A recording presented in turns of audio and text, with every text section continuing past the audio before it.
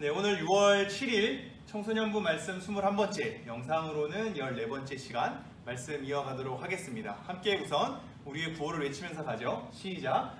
나만의 신앙이 아니라 같은 하나님 안에서 우리가 함께 한 하나님을 섬기는 우리의 신앙이 되길 바라면서 우리는 그동안 예배에 관해서도 배웠고요. 그리고 성경에 관해서도 여러 가지 목록을 나누어서 우리가 세밀하게 살펴봤죠. 그리고 성경은 어떻게 읽어야 할까에 대한 내용을 세밀하게 살펴볼 때 전체 성경의 숲을 이해하는 것이 필요하겠다 싶어서 성경 전체 스토리를 이해하는 시간을 가졌습니다. 그래서 구약의 성경 목록이 어떻게 묶여져서 분류가 되었는지도 살펴봤고, 시대별로 어떤 특성들이 있었는지 그 시대의 순서에 따라서 한번 살펴봤고, 성경의 스토리가 지도 안에서 어떠한 스토리로 이루어졌는지도 살펴봤죠. 그리고 나서 구약 시대가 끝나고 400년 동안의 침묵기가 우리한테 도래했는데, 그 침묵기 동안에는 수많은 특징들이 중요하게 몇 가지가 있었고, 그것을 이해해야 신약의 여러 배경들을 잘 알 수가 있다고 했습니다. 그래서 그리스의 지배, 혁명, 그리고 로마의 지배, 그리고 새로운 부류들에 대한 등장, 이런 모든 것이 정치적으로, 사회적으로, 종교적으로 여러 변화가 있었다는 것을 이해하면서 신약에서도 여러 가지 전체의 스토리를 이해했죠. 우선은 성경 목록에 대해서 우리가 분류하였고, 신약 시대도 시대별로 우리가 어떠한 차이가 있는지를 한번 살펴보았고, 예수님의 생애와 이후 사도들의 전도, 그래서 복음이 확장되는 것에 대해서 지도를 통해 여러 전도 여행을 우리가 생각하면서 함께 신약의 내용도 살펴보았습니다. 자, 그럼 오늘 말씀 들어갈 텐데요. 우리가 성경 구절 먼저 읽고 함께 살펴보도록 하겠습니다. 고린도후서 4장 5절 말씀인데요. 함께 읽어볼게요. 시작! 우리는 우리를 전파하는 것이 아니라 오직 그리스도 예수의 주 되신 것과 또 예수를 위하여 우리가 너희의 종된 것을 전파함이라. 우리 그리스도 예수의 주 되신 것, 이것을 전파한다는 거 한번 기억해 두고요. 두 번째, 사도행전 2장 36절 함께 읽어보도록 할게요. 시작! 그런즉 이스라엘 온 집은 확실히 알지니 너희가 십자가에 못 박은 이 예수를 하나님이 주와 그리스도가 되게 하셨느니라 하니라. 이 예수가 주와 그리스도가 되었다라는 것에 대해서도 한번 기억하면서 오늘은 주 예수 그리스도에 대해서 한번 살펴보도록 하겠습니다. 주 예수 그리스도 한번 따라해 볼까요? 주 예수 그리스도. 보고만 있다고 입 뻥끗 안 하지 말고 한번 따라해 봐요. 이게 우리가 고백하게 될 때 주 예수 그리스도라는 우리의 고백이 이 예배에 담아졌으면 좋겠습니다. 함께 다시 한번 해볼까요? 시작! 주 예수 그리스도. 네. 오늘 살펴볼 주제는 주 예수 그리스도예요. 그동안에 목사님이 예배에 관해서 그리고 성경에 관해서 여러 가지 다양하게 많은 설명을 했잖아요. 그래서 이 설명을 통해서 여러분이 도움을 얻었을 테고 또 도움을 얻어야만 하는데, 이제는 말씀 속으로 조금 들어가서 우리가 전체의 숲을 이해했으니까 그 속에서 우리의 신앙 가운데 가장 중심으로 잡아야 할 것들을 말씀을 통해서 하나하나 알아가길 원해요. 그래서 오늘은 가장 중요하게 우리 가슴 속에 남아야 할 그분, 주 예수 그리스도에 대해서 한번 살펴볼게요. 우선 말씀으로 다시 한번 돌아가면요. 우리는 우리를 전파하는 것이 아니라 오직 그리스도 예수의 주 되신 것과 또 예수를 위하여 우리가 너희의 종된 것을 전파함이라. 이 뒤에 부분, 예수를 위하여 우리가 너희의 종된 것 전파함이라, 이것은 우선 차치하고 첫 번째 것을 우리가 오늘 살펴볼 건데, 우리를 전파하는 것이 아니라 오직 그리스도 예수의 주 되신 것을 전파해야 한다라는 거예요. 여러분, 이것이 너무 중요하거든요. 여러분이 하나님을 믿는 이유와 목적이 도대체 무엇입니까? 지금도 이렇게 예배하려고 애쓰는데 이렇게 하나님께 예배하는 주 목적이 무엇이에요? 여러분이 주 예수를 찾는 목적이 무엇이며 이유가 무엇입니까? 우리는 순서가 바뀔 때가 많아요. 우리는 하나님을 섬기는 것이고 하나님을 위하여 존재하는 사람들인데, 어느덧 이것이 바뀌어서 하나님을 믿고 난 우리가 어떻게 되었는지, 우리 삶이 어떤 변화가 있었는지, 우리가 어떤 사람으로 더 성숙해졌는지, 우리가 얼마나 많은 것들을 가지면서 영향력을 갖게 되었는지에 자꾸 주목하거든요. 근데 오늘 말씀 봐봐요. 우리는 우리를 전파하는 것이 아니에요. 우리를 전파하는 것이 아니라고요. 우리가 어떻게 됐고 어떤 사람이며 어떠한 변화를 겪었고 어떠한 성숙함에 이르렀고 그래서 우리가 어떠한 얼마 만에 수많은 것들을 소유해서 이 사회에서 영향력 있는 사람이 되었는가라는 나 자신을 사람들에게 소개하고 전파하는 것이 아니란 말이에요. 근데 이것을 자꾸 바꿔서 생각해요. 하나님을 이용해 먹어요. 하나님을 믿고 난 다음에 내가 어떤 삶이 되는지에 대해서 주목하게 돼서 어느덧 하나님의 자리가 없어지고 그 자리에 우리가 꿰차게 되는 거죠. 우리를 자꾸 전파해요. 나라는 사람의 심정을 자꾸 전파해요. 내가 어떠한 사람이었는지를 자꾸 전파하고 예수님 믿고 나서 어떠한 사람으로 변화되었는지에 대한 나의 삶의 간증을 자꾸 전파한단 말이에요. 이거 굉장히 속상한 일이에요. 우리가 성경 전체를 살펴봤잖아요. 이 성경 전체를 살펴봤을 때 사실상 성경의 각 인물들이 중요하지 않고 이 이후에 우리가 성경을 통해서 하나님을 믿은 우리가 중요하지 않아요. 하나님은 우리를 중요하게 여기시지만 하나님을 우리를 중요하게 여기실 때 하나님이 누구신지를 성경을 통해서 계속 알려주잖아요. 하나님의 하나님 되심에 초점 맞춰지고 있죠. 하나님이 누구신지, 예수님이 누구신지, 성령님이 누구신지를 주목하는 것, 우리를 통하여서 경배받게 되는 것, 그것을 하나님께서 목적하고 있다는 것을 명심해야 돼요. 여러분이 예배하는 이유가 무엇입니까? 하나님을 믿는 이유가 무엇이에요? 우리는 우리를 전파하지 말아야 돼요. 나라는 사람을 목적으로 하나님을 이용하거나 내 삶의 유익을 위해서 하나님을 도구로 삼지 말아야 돼요.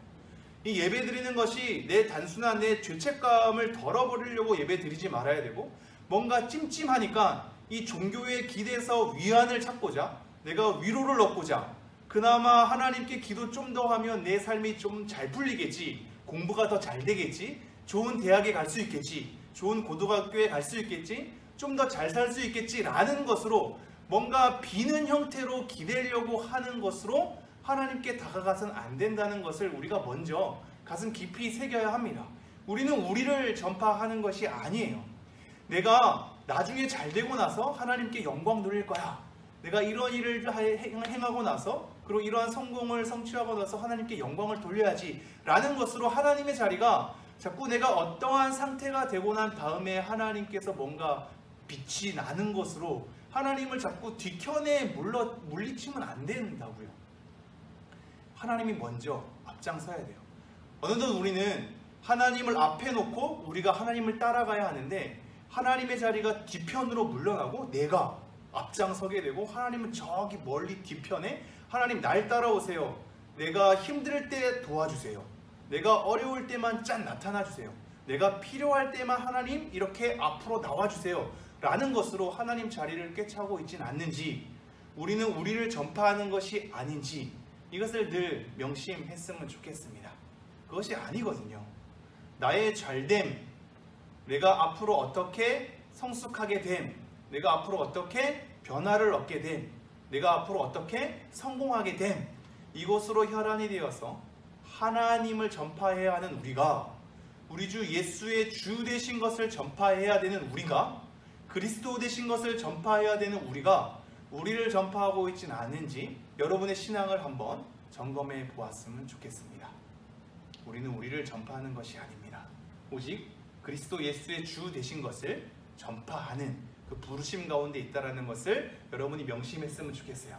다음 말씀도 마찬가지예요. 다시 한번 제가 읽어드리죠. 그런즉 이스라엘 온 집은 확실히 알지니 너희가 십자가에 못 박은 이 예수를 하나님이 주와 그리스도가 되게 하셨느니라 하니라. 사람들은 예수님을 십자가에 못 박았죠. 우리의 죄 때문에, 우리 때문에 예수님이 십자가에 못 박혔단 말이죠. 그렇게 못 박힌 예수가 굉장히 나약한 존재고 죽음을 이길 수 없는 존재처럼 그런 실패와 끝으로, 절망으로 달려가는 것 같지만, 하나님이 뭐라고 얘기하냐면, 이게 베드로의 설교거든요.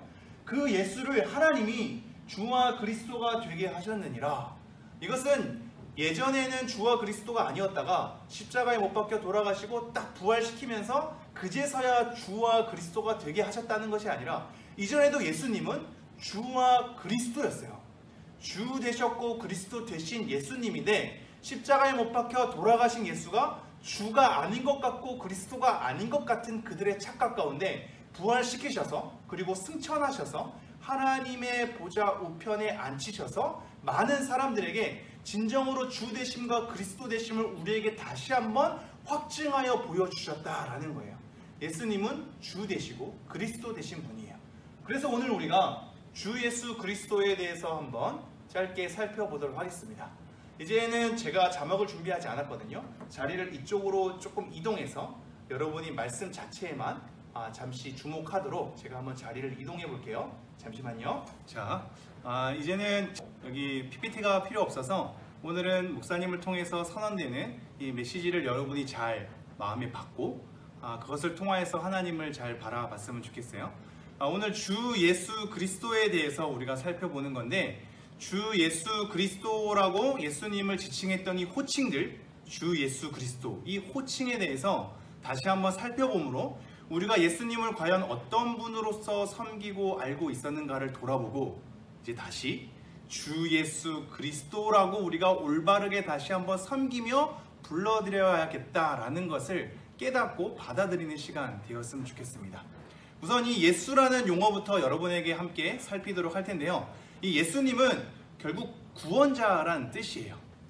우리를 죄에서 구원할 자. 이 마태복음 1장 21절에 나오거든요.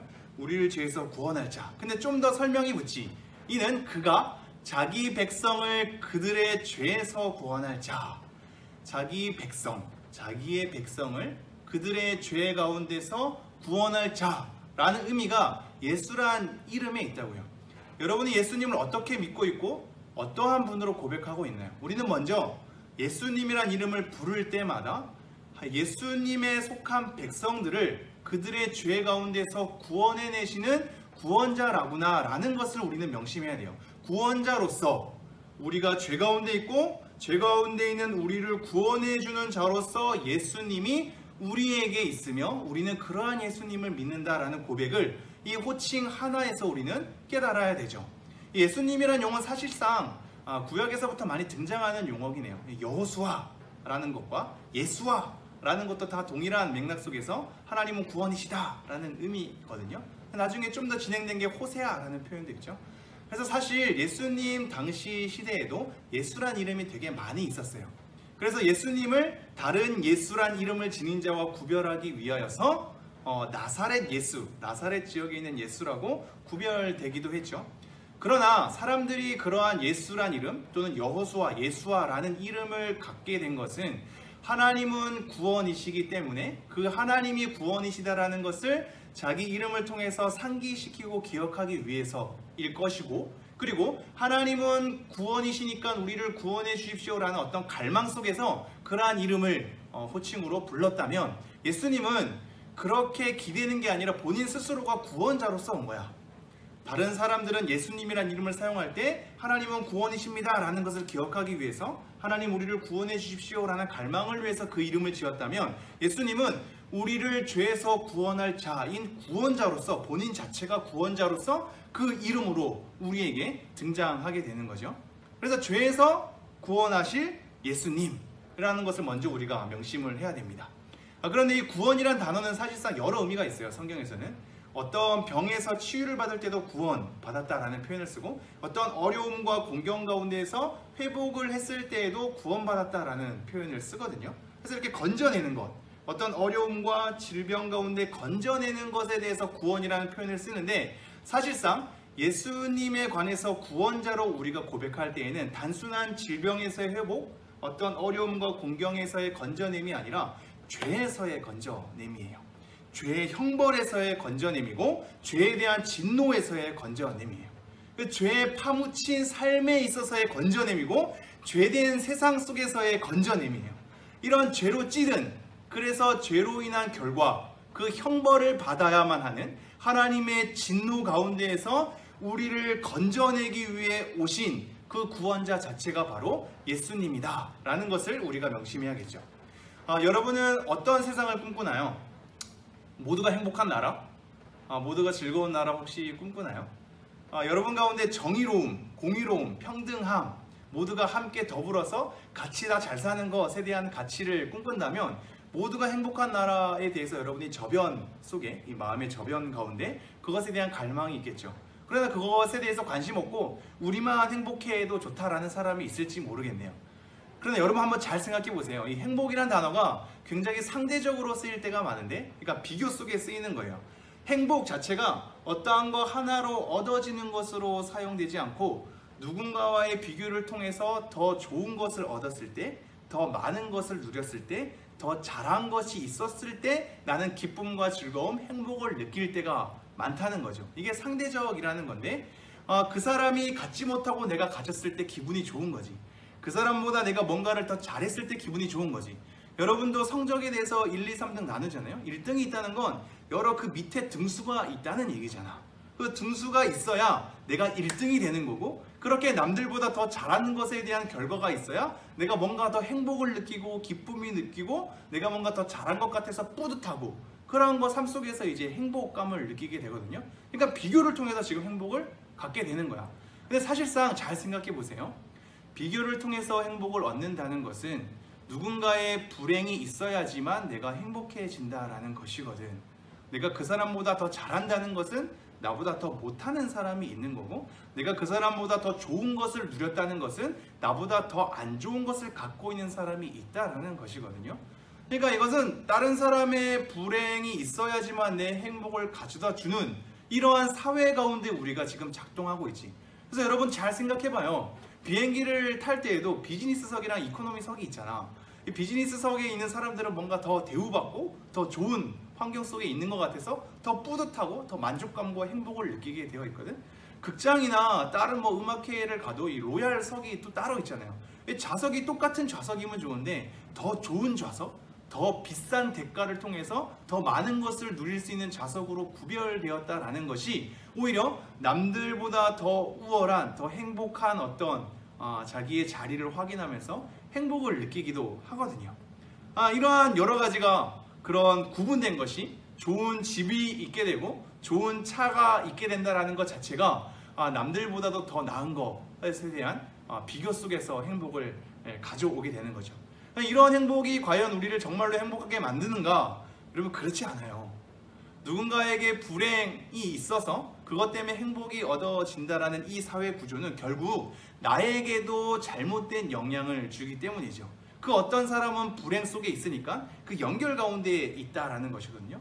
우리의 사회의 삶은 다 연결되어 있어서 내가 그들의 불행을 통해서 행복을 얻는 구조 속에 있다면 그것이 곧 연결돼서 또 다른 사람을 통해서 나에게 불행을 가져다 줄 때가 많아요. 나보다 더 나은 사람, 나보다 더 좋은 사람, 나보다 더 많은 것이 있는 사람의 비교 속에서 나는 어떤 사람을 통해서는 행복을 느끼지만 어떤 사람을 통해서는 불행을 다시 느끼게 되는 여러 가지 악순환 가운데 있다 이거죠. 그것 때문에 우리는 서로 악영향을 끼치게 되어 있고, 그래서 우리는 어떤 사람이랑 관계를 하느냐에 따라서 불안과 불행을 겪게 되죠. 내가 행복하려면 나보다 더 안 좋은 사람과 있으면서 자기 만족을 느끼는 거야. 더 괜찮은 사람 가운데 관계에 껴있으면 난 또 불행을 느끼게 되는 거지. 누구랑 있느냐에 따라서 행복과 불행이 좌지우지 된다면 관계가 우리가 슬슬 정리가 되게 되어 있어요. 그래서 끼리끼리 이게 묶이게 되는 거지. 자기의 행복, 자기의 즐거움을 찾기 위해서 더 나은 사람을 자꾸 배제시켜 나가는 거야. 그런 가운데에서 우리는 우리 스스로의 관계가 점점 협소해지죠. 그리고 그렇게 형성된 관계 내에서는 집단 이기주의가 발생하기도 합니다. 이것이 우리를 행복하게 만들까요? 이것이 공의롭고 정의로운 삶이며 이것이 옳은 삶의 방식일까요? 이러한 삶으로서 경쟁을 부추기고 비교 속에서 행복을 찾게 되는 사회의 삶의 구조는 우리 스스로를 더욱더 불안하게 하고 우리를 굉장히 탐욕스럽게 만들고 우리를 굉장히 못된 사람이 되어가도록 해요. 누군가 불행해야지만 우리가 행복을 얻는 비교 속에 있으니까, 내가 경쟁을 통해서 행복을 획득해야 되니까 못돼져야만 되는 거야. 탐욕스러워지고 불만족스럽고 내 스스로 뭔가 잘못되게 됐을 때 자책하고 실망하고 그래서 더 절망감을 느끼는 상황들, 이러한 삶의 구조 가운데 우리는 펼쳐지게 되어 있죠. 여러분, 이것이 현실입니다. 이러한 현실 가운데 우리는 살아가고 있어서 이 현실을 좀 더 나은 현실로 극복하기 위해서 우리는 혈투를 벌이고 있죠. 여러분, 이러한 현실을 누가 만들어냈나요? 우리가 이렇게 살아갈 수밖에 없게끔, 경쟁하면서 비교하면서 행복이라는 것을 자꾸 갈구할 수밖에 없게끔 이러한 현실들을 누가 만들어냈나요? 바로 우리가 만들어냈거든요. 우리의 죄된 마음과 죄된 생활이 자꾸 이러한 구조를 생산해내요. 그래서 여러분, 이런 현실 가운데 건져냄이 필요한 거예요. 우리가 이러한 현실을 극복할 수 없는 거야. 깨트릴 수 없는 거야. 모두가 행복하고 모두가 평등하고 모두가 정의롭고 모두가 진실한 사회로 만들 수가 없는 거야. 우리의 죄됨은, 우리의 이기심은 자꾸 이러한 잘못된 탐욕과 못됨을 만들어내거든. 그래서 이러한 곳에서의 건져냄이 필요합니다. 이러한 건져냄 속에서 우리는 예수 그리스도를 보게 되는 거고, 이러한 건져냄이 필요하기 때문에 예수 그리스도가 오게 된 거고 우리를 건져낸 것이죠. 그래서 사실 예수 그리스도를 통해서, 우리의 구원자 되신 예수 그리스도를 통해서 우리가 건져냄을 받아도 현실은 달라지지 않죠. 우리가 믿음을 갖고 우리가 예수님을 구원자로 영접했다 할지라도 현실은 달라지지 않잖아요. 그죠? 여전히 사람들은 그렇게 현실 가운데 작동하고 있죠. 현실은 달라지지 않아서 우리는 자꾸 영향을 받고 자꾸 유혹을 받아서 행복이라는 것을 비교와 경쟁 가운데 자꾸 찾아 헤매기도 해요. 예수님을 통해서 건져냄을 받은 사람인데 자꾸 그러한 행복에 한눈 팔 때도 있단 말이에요. 그래서 이때 다시 한번 예수님을 우리는 바로 봐야 하죠. 우리의 구원자 되신 예수님을 바로 보면서 다시 원래의 자리로 돌아가려는 노력들이 있어야 합니다. 바른 시각, 원래의 시각, 바른 삶을 다시 한번 예수 그리스도의 구원자 되심을 보게 되면서 우리가 어떠한 자리에서 건져냄을 받았는가를 돌이켜보면서 우리의 삶의 자리를 다시 한번 하나님께서 원하시는 방향으로 자꾸 잡아가야 하죠. 이건 아주 커다란 차이예요. 예수님을 통해서 건져냄을 받지 못한 사람은 그 현실이 단 줄 알고 계속 그렇게 살아가지만, 이미 건져냄을 받은 우리는 그 삶이 다가 아님을 알고 있기에 잠시 한눈 팔고 잠시 그 유혹 속에서 때론 허덕이기도 하지만 다시 한번 정신을 차리고 그러한 삶은 다가 아니야. 우리는 그러한 죄의 자리에서 건져냄을 받은 존재야 라는 것으로 예수님의 자리로, 예수님의 삶으로, 예수님에 대한 삶의 방식으로 다시 한번 가꾸어 가는 사람이 예수를 통해서 구원받은 우리가 계속적으로 살아내야 할 삶인 거죠. 물론 우리는 이러한 사람을 만날 수는 있죠. 나는 뭐 그런 예수님의 구원 필요 없어. 그 죄에 대해서 건져내면 필요 없어. 나는 그냥 이 현실, 이렇게 작동하는 이 현실로 만족해. 난 이런 삶의 구조, 이 현실의 구조에 대해서 만족해. 거기서 행복을 느껴. 예수님은 더 이상 나에게 필요 없어. 이렇게 얘기하는 사람이 있을지 모르겠습니다. 그러나 제일 중요한 건 사실상 이런 죄된 현실 속에서 건져내는 것보다도 더 중요한 건 죄를 통해서 오게 되는 형벌, 죽음, 멸망, 하나님의 진노, 하나님의 심판에 대한 것에서 우리를 건져내는 것이 바로 진정한 구원의 의미예요. 단순히 이러한 현실, 경쟁과 비교 속에서 행복을 얻어내는 이 현실에 대한 삶의 구조 속에서만 건져내는 것이 아니라 진정한 건져냄, 죄의 형벌 가운데, 심판 가운데, 하나님의 진노 가운데 건져냄이 우리 가운데 필요하기 때문에 그러한 현실이 만족스럽다 한 사람이 있다 할지라도 그 사람은 결국 하나님의 심판을 받게 되죠. 그래서 예수님을 통해서 우리는 건져냄을 받아야 돼요. 이 현실 속에서 건져냄을 받고 죄된 삶의 심판 가운데, 멸망과 죽음 가운데 우리는 건져냄을 받아야 하죠. 그것이 바로 예수님에 대한 이름의 의미이고, 그러기에 우리는 예수님을 구세주로 모셔야만 하는 겁니다. 그렇다면 예수님은 왜 우리를 이런 죄된 현실과 죄에 대한 이 형벌 가운데서 건져내려 했을까요? 우리는 이것을 읽거든요. 나는 건짐을 받았으니까 이제 난 됐어, 난 해방되었어, 자유야 라는 것으로, 그것으로만 그치는 사람이 많아요. 근데 왜 건져내어야 하였는가? 무엇을 목적으로 우리를 건져냈는가? 이것이 중요하거든요. 건져냄의 목적이 중요하죠.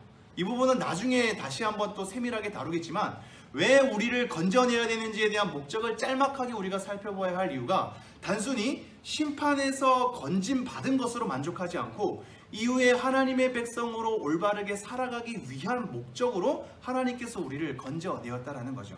하나님은 우리가 하나님의 참된 백성이 되기를 원하셨던 거야. 관계의 문제예요.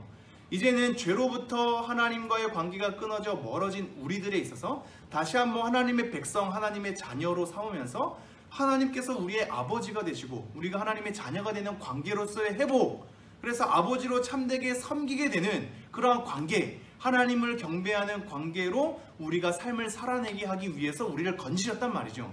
그러므로 우리는 건져냄 받은 것 자체만으로 우리가 만족하는 것이 아니라 하나님을 아버지로 섬기며 하나님께 온전히 경배하는 것, 하나님을 주님으로 온전히 부르며 예배하는 삶으로서 계속 가야 하는 거예요. 결국 삶의 문제죠. 삶의 방식의 문제예요. 하나님을 위해서 사는 삶으로 가기 위해서 우리를 건지셨단 말이죠. 하나님의 참된 백성이 되기 위하여서 하나님의 자녀다운 삶을 살아서 올바른 하나님과의 관계 가운데 그 삶을 잘 살아내게 하기 위한 하나님의 목적으로 우리를 건지셨단 말이에요. 이것이 하나님이 우리를 사랑하사라는 표현 속에 다 담겨져 있는 겁니다. 여러분이 이것을 잘 생각하면서 우리의 구원자 대신, 우리의 구세주 대신 예수라는 이름을 잘 생각해 봤으면 좋겠습니다. 자, 두 번째는 그리스도라는 이름인데요. 예수님을 그리스도라고 우리가 고백하거든요. 이 그리스도는 미시아흐라는 히브리어인데 이것이 이제 메시아라는 거죠. 여러분이 잘 아는 메시아. 메시아라는 이 이름의 뜻은 기름 부음 받은 자입니다. 그래서 이 그리스도는 이 히브리어를 헬라어로 얘기한 거거든요. 기름 부음을 받은 자. 하나님으로 하여금 기름 부음 받은 자. 특별하게 사람들에게 하나님의 성령을 입입어서 하나님의 역사하심 가운데 하나님의 어떤 특별한 관계로서 공적으로 선언되는 자로서 기름 부음 받은 자라는 뜻을 예수님께 사용했단 말이죠. 그래서 예수 그리스도가 연결되어 있어요. 이 그리스도라는 호칭이랑 예수라는 호칭이 이렇게 연결되어 있다고. 그래서 우리는 그리스도란 말 자체만 해도 예수님임을 알 수 있어요. 그냥 그리스도, 당신을 경배합니다 라고 했을 때 예수님을 경배하는 것으로 우리는 동격으로 다 알 수가 있는 거죠. 그래서 일반적인 사람, 다른 사람도 예수라는 이름이 있다고 했잖아요. 다른 일반 예수라는 이름을 지닌 사람들과의 구별성이 여기 있어요. 우리가 고백하는 예수는 진정으로 구원자 되면서 기름 부음 받은 자, 예수 그리스도로 섬기고 있는 거죠. 자, 이러한 그리스도는 사실상 그 그리스도라는 단어거든요. 그 그리스도, 그 기름 부음 받은 자예요. 이것은 무슨 얘기냐면 구약에서부터 계속적으로 하나님께서 진정한 메시아, 그 기름 부음 받은 자를 우리를 위해서 보내주실 것이다. 그가 진정한 기름 부음 받은 자로서 온전한 모든 삶들을 회복시키는 자로 우리한테 올 것이다 라는 수많은 예언들이 구약에서부터 증언되었거든요. 그래서 왕도 기름 부음 받았고 선지자도 기름 부음 받았고 제사장도 기름 부음 받았으나 이 왕도 결국 온전한 왕이 없었고 선지자도 하나님 앞에 신실하게 늘 설 수 있는 선지자가 없으며 제사장 또한 하나님 앞에 늘 신실하게 설 수 없었죠. 어떻게 보면 다 대리자로서의 역할은 했지만 참되게 그 모든 역할을 수행한 자는 없어. 고결하고 거룩하게 온전한 순종으로 이것을 행한 사람이 없단 말이죠. 그러나 예수님은 그 기름 부음 받은 자로서 온전한 왕이 되셨고 온전한 제사장이 되셨고 온전한 선지자가 되어서 그 모든 것을 이룬 그 그리스도란 말이죠. 구약에서부터 계속 우리에게 늘 예언하고 오실 것이라고 우리에게 알려준 바로 그 그리스도가 예수님이다 라는 것을 우리는 고백하게 되는 거예요. 그래서 유대인들은 그러한 메시아를 계속 기다렸기 때문에 예수님을 그 그리스도인 예수님이다 라고 할 때 구약의 모든 배경을 알면서 고백되는 거야. 우리는 그러한 배경을 모르니까 그리스도 예수 그리스도 이것이 아무렇지도 않게 고백되는데 바로 예수님은 예전부터 그렇게 예언되고 완성을 향해서 우리가 고대하고 기다리던 바로 그 그리스도다. 그 그리스도가 바로 예수님이시다. 하나님이 그토록 우리에게 말씀하셨고 모든 백성들이 그토록 고대하였던 그 그리스도가 바로 예수님이다 라는 것이 예수 그리스도라는 말에 엮여 있어요. 그래서 결국 이것은 또한 그리스도가 온전한 완성을 행하시는 분이기 때문에 이게 약간 종말론적인 의미도 있거든요. 종말론적인 의미라는 이 세상의 완성, 이 끝이 됐을 때 이 모든 것을 완성하시는 분이야. 그래서 예수 그리스도는 온전한 우리의 삶을 다 완성하실 분으로서 우리는 또한 예수님을 섬기고 있고 고백하고 있고 그러한 예수님을 재림 때 동안 기다리고 있는 거예요. 한 가지 더 염두를 해둬야 될 게 1세기에 있는 유대인들은 이 그리스도가 원래 죽는 존재가 아니었어요. 그런데 예수님은 죽었잖아. 그런데 이런 죽었던 예수님께 왜 그리스도란 호칭이 붙게 되었냐면 예수님이 죽었지만 부활했기 때문에 그 그리스도란 호칭이 당연히 붙게 되는 것도 마찬가지지만 죽음과 부활을 통해서 그 그리스도가 이루실 역할을 예수님께서 온전히 이루어냈기 때문에 예수 그리스도란 표현을 쓰는 거예요. 즉 예수님은 죽음과 부활함을 통하여서 진정한 메시아됨, 그 그리스도의 역할을 온전히 순종한 것이다. 그러기에 예수 그리스도라는 표현이 이미 죽고 부활하신 그 예수님께 호칭하는 것이 너무나 바람직하다라고 해서 예수 그리스도라는 호칭이 쓰이게 된 겁니다. 그러므로 우리는 예수 그리스도라고 우리가 찬양하고 고백하고 기도를 올려드리고 그렇게 섬기게 될 때 그렇게 하나님께서 우리에게 말씀하셔서 우리가 고대한 바 온전한 순종과 성취를 이루셔서 완성으로 향해 달려가게 하는 자로서 예수 그리스도를 섬긴다라는 것을 여러분이 명심했으면 좋겠어요. 자, 그럼 마지막 한 단어는 뭐죠? 주란 단어예요. 주. 이 주란 단어는 퀴리오스라는 뜻이거든. 퀴리오스라는 단어는 노예가 주인에게 썼던 표현이에요. 노예가 나의 주인 됩니다 라는 표현으로 썼던 호칭인 거죠. 근데 사실상 이 호칭은 황제, 로마 황제에게도 퀴리오스라는 표현을 썼거든요. 주. 그리고 이방 사람들은 그 신들에게 이 퀴리오스, 주라는 표현을 썼어요. 그래서 결국 정리를 하면 그 시대의 상황 속에서 노예가 주인에게 썼던 표현이기도 하지만 좀 더 높여서 우리의 주인 되신 로마 황제, 좀 더 높여서 신이 진정한 우리의 주인 되신다 라는 표현으로 썼다는 거죠. 그러니까 이러한 배경 가운데 예수님을 주님으로 모셨다는 것은 진정한 우리의 신이 되시는 분이 바로 예수님이다 라는 것으로 그 1세기 유대인과 그리스도인들이 고백했던 거예요. 즉 다시 말해서 예수님을 참된 하나님으로 호칭했던 것이 바로 주 예수라는 겁니다. 주라는 표현을 이렇게 정리하면 이렇게 되는 거예요. 원래는 정중하고 공경하는 표현으로 썼거든요. 그래서 지나갈 때 선생님라는 표현이 나의 주여라는 표현으로도 썼어요. 공경과 정중의 표현으로.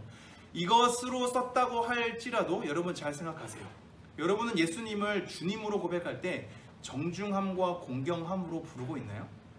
일반적으로 정중함과 공경함의 어떤 표현으로 이 주님이라는 표현을 썼는데 우리는 그것으로도 미치지 않을 때가 있는 거거든.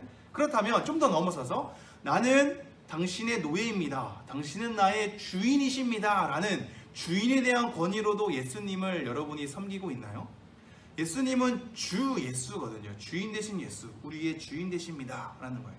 자, 더 넘어서서 여러분은 예수님을 주님이라고 고백할 때 모든 온 우주의 주인 되신 진정한 하나님으로서 섬기면서 표현하고 있나요? 이 모든 표현이 예수님께 향해야 되거든요. 정중하고 공경하며 우리의 주인 되고 우리의 주인만이 아니라 온 우주의 주인 되신 예수님이 바로 나의 주님이십니다 라는 표현으로 우리는 예수님을 부르면서 써야 하는 것이죠. 여러분은 예수님에 대해서 주인 되는 고백의 삶으로 나아가야 돼요. 예수님은 나의 주님이십니다. 내 삶의 주님이십니다. 내 모든 이 세상의 주님이십니다. 예수님은 결국 하나님과 동일한 분이십니다.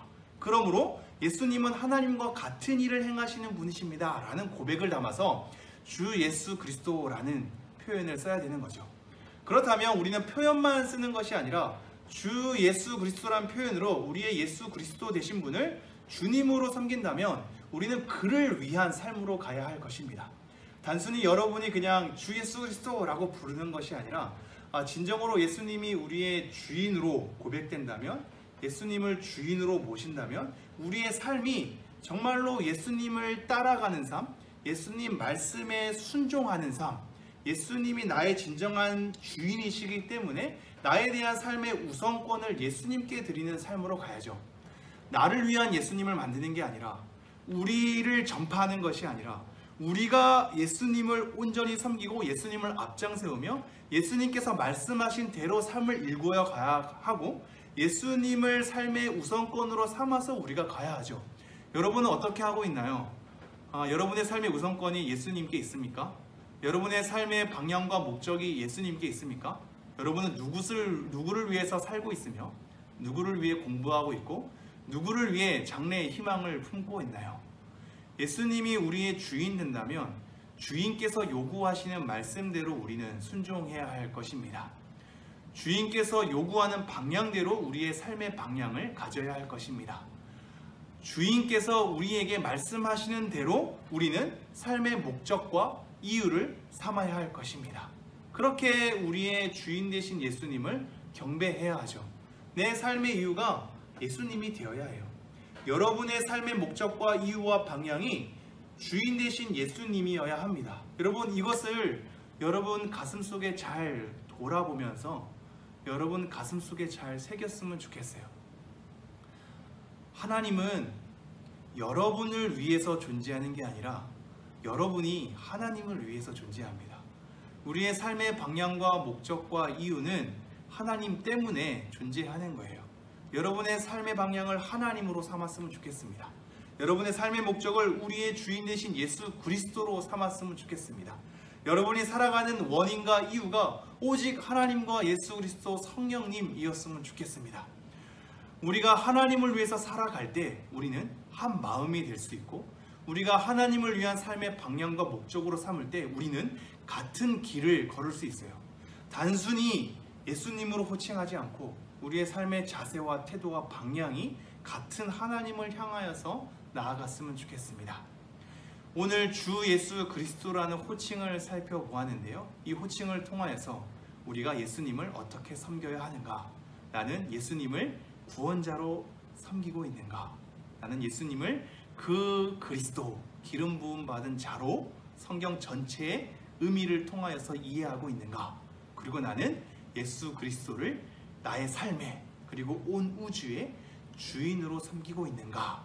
라는 걸 생각하면서 주 예수 그리스도에 대해서 묵상하며 여러분에게 진정으로 신앙으로 하나님을 섬기며 경배하며 그렇게 예수님을 위한 삶이 여러분에게 펼쳐졌으면 좋겠습니다.